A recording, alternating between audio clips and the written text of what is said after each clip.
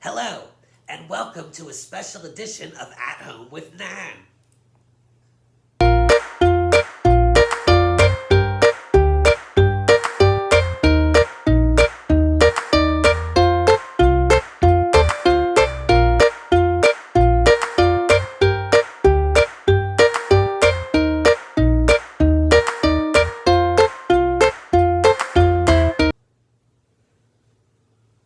Honey, is that thing on?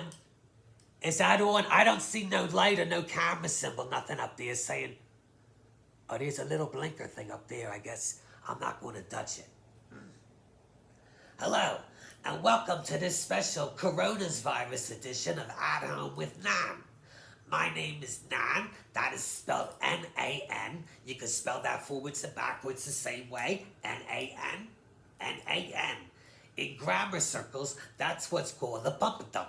Yeah, anything that is spelled forwards and backwards is the same way as called a bump and dump. You want to clear this up right away. Although most people in my life call me Nan, I've been called Nan my whole life. There is another group of people, small group of people, that only know me through my bartending job at Hooters, and they all call me Jackie. Now, a lot of people, they always ask me when they hear when my Nan friends hear somebody call me Jackie, they always say, Nan, why somebody calling you Jackie if your name is Nan? Honey, it's a good question. It's got to be confusing. And I always tell them the truth because I'm a truth teller. I don't lie never. I tell them it's because 7 years ago when I started working at Hooters, I go into the office, I say I need a name tag. I say I wouldn't want a name tag, it says Nan. And they say, you can't have no name tag that says Nan. Nan is not a sexy enough name. You gotta be Jackie. I said, Jackie? Why you gotta be Jackie? Jackie's like a pole dancer. Is that who guys want to drink beer with? They want to drink beer with Jackie? And they said, Jackie is a sexy name, but the name Nan sounds like the word man. Honey, I swear it on Penny Marshall's grave. They tell me that right in the office there. And I say, I don't get it. I say, my name is Nan, and the word is man. Do you hear it? Nan. Man. It don't make no sense. But honey, that is upper management there. You can't fight them. Whatever. I'm Jackie. So anyways, you can call me Jackie. You can call me Nan. You can call me whichever one you want. Honey, it don't matter nothing. There's a virus out there. It is peaches and nectarines at this point. Honey, can I smoke during this? Can I? Probably not. I probably shouldn't smoke during this episode, no. That'd be like disrespectful to the virus. Yeah. Or at least to the lungs of the people. I'm very socially aware like that. I care. I do. We'll take a break later, have a little cigarette. That'll be better. Actually, maybe I should do that now. Because if I got rolling, you don't want to stop me when I'm rolling. If I'm on a roll, don't stop Nan. But I'll have to have that cigarette anyway. So maybe I'll just have a cigarette now. Take care of it. Yeah, I know. Oh. I thought I had all that out of me. Hope I don't get in trouble for that one. So welcome back to At Home with Nan. And I know some of you that know me are thinking, hey Nan, if this is called At Home with Nan, why ain't you at home? Honey, that's a very good question. And I got an answer. I don't know what's going on with that cat down there. She's getting a little out of control. Honey, the cat was getting sick all over the place. It was making all these noises. I didn't even know what was going on. All of a sudden, and then, and there's a hairball all over the carpeting. Honey, Nan, I think I got a little on my scarf. Nan, clean it up and then wash her hands. Anyway, I know some of you is thinking, Nan, if this show is called At Home with Nan, why ain't you at home?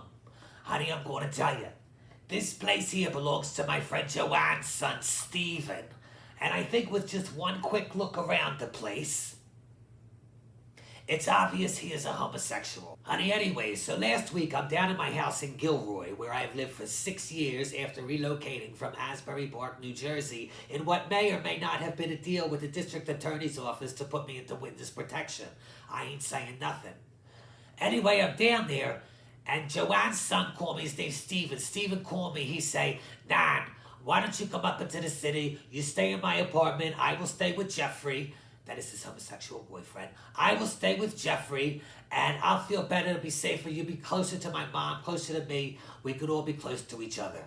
He's always very good to me. Joanne tell me that sometime her son put this up on the Airbnb, but sometime he rent it out to the local pornographic film companies so they can make their smut films here. I was talking to my friend Joanne on the phone today. Joanne says, so have you had Stephen inside? Have you talked to Stephen? I said, Joanne, do you even understand what social distancing is? Because I don't think she does. What I said to her, I said, Stephen comes here. I said, Stephen, you come here. You bring my groceries. You ring my doorbell. You wave, do the little peephole until you hear me knock.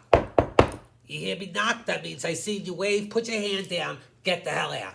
That's what I told Stephen. And thanks for letting me stay in the apartment. And now a segment I like to call Ask Nan.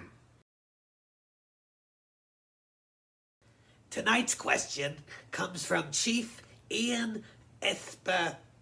Oh God, I don't know how to say this. Espa. It's got a Z in the last name. There's a Z inside. I've never seen a Z inside a last name before. I don't even know if that's legal. I don't know. Oh, Chef Ian Espa. Whatever. He says he is in isolation in his parents' garage somewhere near the Canada-Mexico border. Oh, honey, I've been there. It's very nice. Very nice. Had a nice little hotel there. It was nice. He says, Dear Nan, I am not usually one to overly worry, but when COBRA19 madness was just getting going, I panic shopped my way into 1,117 jumbo rolls of toilet paper. I don't think I'm a bad person, just a good planner who doesn't ever want to be in a situation again where I have to wipe my ass with whatever I can find in the recycling bin in my kitchen. It's a little graphic. So, it's a little bit graphic, okay? I mean, I get the point. Never come to your house and go through the recycling bin. Don't be too nosy, but could have phrased that a different way. It's going out to a large audience. People are panicked already.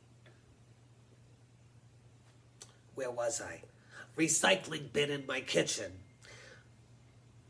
Now, there's no way I am giving up even but one roll of that toilet paper, so do not ask. But my question is, does toilet paper expire? Honey, that's a very good question. Yes, it is, and I tell you, I got an answer for you. Honey, I tell you, 2 weeks ago, I am down in Gilroy.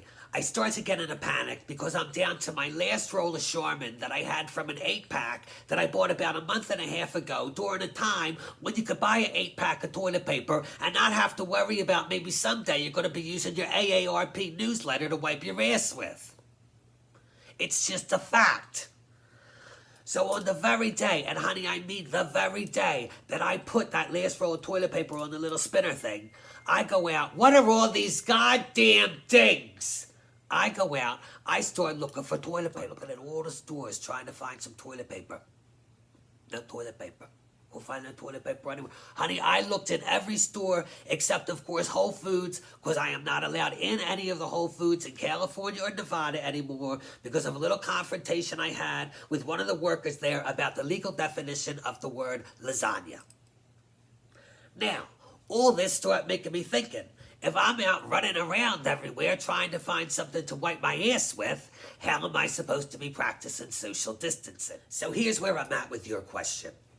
You were asking if honey, let me get that number again. Let me double check. I don't want to be wrong in the details.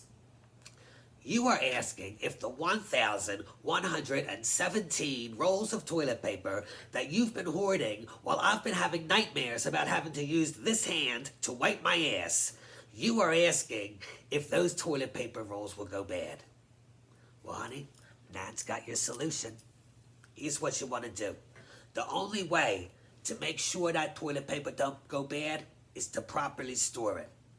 Now, the best way for you to store it is to take a 4-pack or 8-pack. You want to take whatever pack you got, That's the biggest. You want to start with the biggest one as your base. And you want to take that pack and shove it so far up your toilet paper hoarding ass that you never have to worry about your bowels moving again. And then we can take all the extra toilet paper you have and distribute it to the people that need it. Nan's got an answer for everything. And this has been another edition of Ask Nan.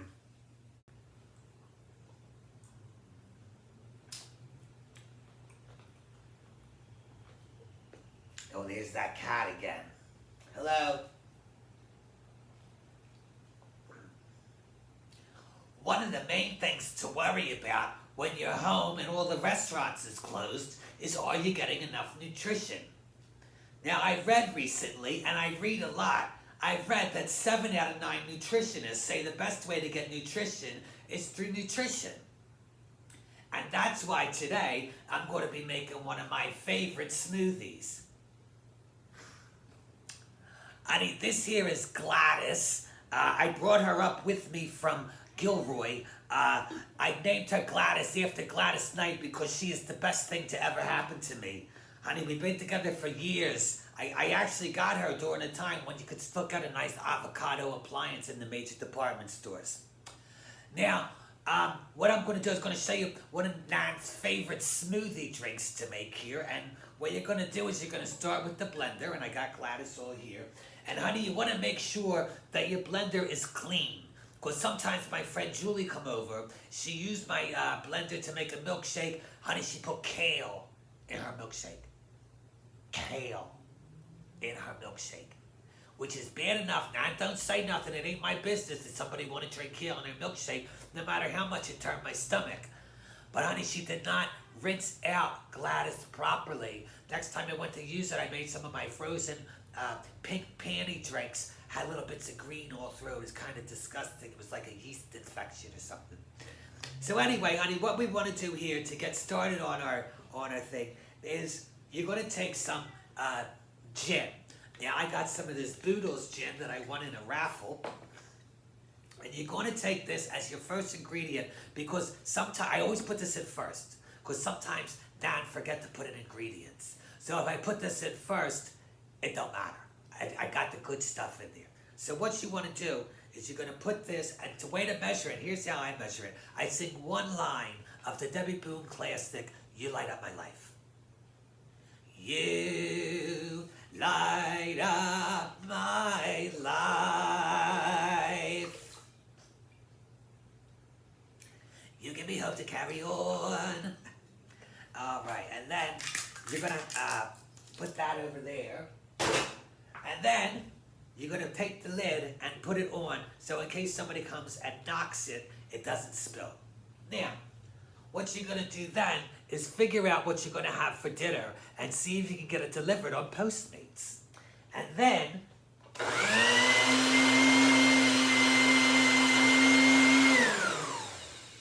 oh, honey, that should do it. That gets all the nutrients mixed around.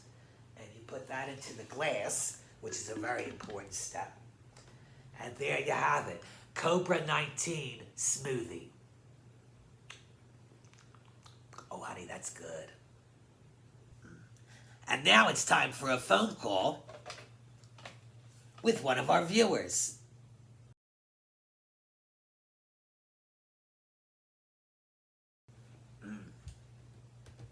Honey, welcome back to At Home with Nan, the special COBRA19 edition. On the phone with me right now, I have Judy from New Jersey. I'm going to connect that call. Hello, Judy. Are you there? Judy. Hello. Hello, Judy. Hello? This is Nan. I'm calling Nan. This is Nan, Judy. This is Judy from Jersey. All right. Hello, Judy. I did have one of the COBRA19 questions. I keep it top we were looking and we were watching on the Today Show because Savannah, she's been on it every day. She was in her basement for a little while and her eyes looked a little glassy. I thought maybe she had the COBRA19. I thought she was drunk. drunk. But then she came back, she's there, she's with Hoda, the whole thing's good, it's normal. I don't really like that Hoda, but that's normal here in Jersey. Anyway, Judy from Jersey here, Nan. Love your show. We all gather around, we watch, we listen together, we love you I'm very big here in Jersey. Anyway, you're from here's South my Jersey. question. I can hear it. I can hear it. I got a question. Honey, get to it. There's a lot of talk about masks today. Masks. Do you think you could give us a video tutorial on how to create a COBRA19 protective facial mask? Honey, what I could do... Because people are telling me that you can just take a bandana and a couple of hair clips or whatever, but I'm not crafty, and I'm in Elma's basement, as I mentioned before. We got the whole thing done up nice. It's nice, I'm telling you. But we're all down here in Elma's basement. We don't know. We got a lot of fabric. We're not small people. We can cut things up. Can you show us, Nan, how to make one of them go outside face masks for us? Hey, what are you kids doing down in my basement? Okay, thank you, Nan. Thank you for the question. Okay, honey, I'm gonna put you on speakerphone. Honey, thank God that guy stopped you. I didn't think you were going to shut up. I swear, sometimes people call into the show, they forget it's called At Home with Nan and not, hey, here's my life story, even though you didn't ask for it, Nan. That's a whole different channel. Honey, I know that we're all desperate for someone to talk to, but Judy, you gotta keep things moving before the whole virus even goes away. She seemed like one of them people who, instead of just saying, I'm hungry, I'm going to have a sandwich, has to make idle chit-chat about it for half an hour before they finally get around to doing it. They're like, oh my God, look at the time. Oh, is it almost lunchtime now? Was that my stomach I hear growling? I could go for a sandwich. Maybe after Family Feud, I'll make a sandwich with some Frito chips. I mean, my friend Joanne does it all the time. She makes me crazy. She says, Nan, what's the name of that sandwich we had at that restaurant we went to 4 months ago that I can't remember the name of? Wouldn't that be a good sandwich to have right now, Nan? I wish I could make a sandwich like that myself, Nan. One time I try and make a sandwich with thick sliced meat, and I always use thin sliced meat, and it didn't come out right, Nan. Sometimes I just want to put Oscar Mayer right in her mouth and say, Joanne, shut the hell up. Honey, the first thing I'm going to address, besides your obvious long-windedness, is that what we are experiencing in the world right now is a global pandemic caused by a virus. It is not a southern New Jersey AccuWeather forecasted tornado watch caused by an offshore flow. Now, honey, I want to bring this up because I have some concerns about why your friend Alma has you locked in that basement. I mean, that might come in handy if we were in the Wizard of Oz and there was a twister coming at you that could sweep up a cow. But honey, this ain't the Wizard of Oz, and I ain't heard no recommendations from the Centers for Disease Controlling that says that you should lock yourself in a basement to avoid the virus. So there's that. And then there's all that fabric. What is that, you say? Honey, it's alarms going off in my head, and they should be going off in yours too. Honey, follow me here. Your friend Alma has you locked in a guarded basement with enough material to fill a Joanne Fabrics outlet store, and she's having you pitch a plan to start mass production of some face masks. My question to you, honey, is she asking you to make the masks, or is she telling you to make the masks? Because I'm asking because I've been in a similar situation before. Honey, my guess is that she is telling you to make them. Because, Judith, I truly believe that your friend Alma has not led you to safety. She has led you to her COBRA19 sweatshop. She's going to have you turning out face masks that are going to be snatching so much money, but you're going to be lucky to get $7, a bowl of Quaker Oats, and a participation trophy. Now, honey, maybe I'm wrong. Maybe I am wrong. You say several times during that call, oh, the place is nice, the place is nice. But I don't know your measuring stick for what nice is. I mean, Travelodge, Marriott, the Westin St. Francis. I don't know.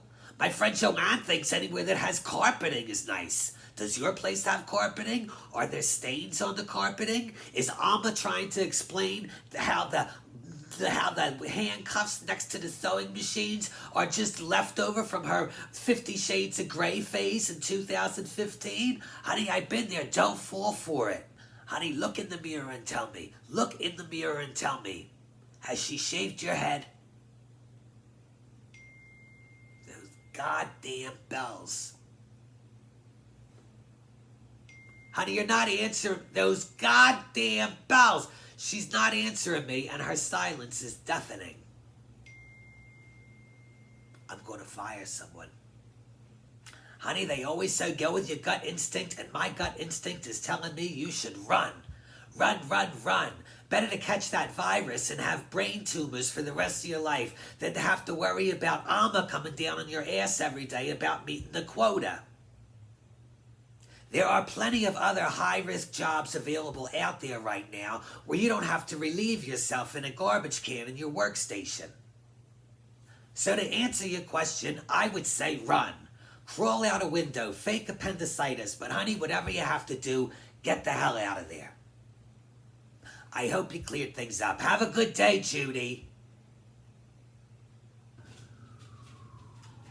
Well, honey, I will be right there. It is not even 6 o'clock yet, and Stephen told me not to feed you till 6. I said 6.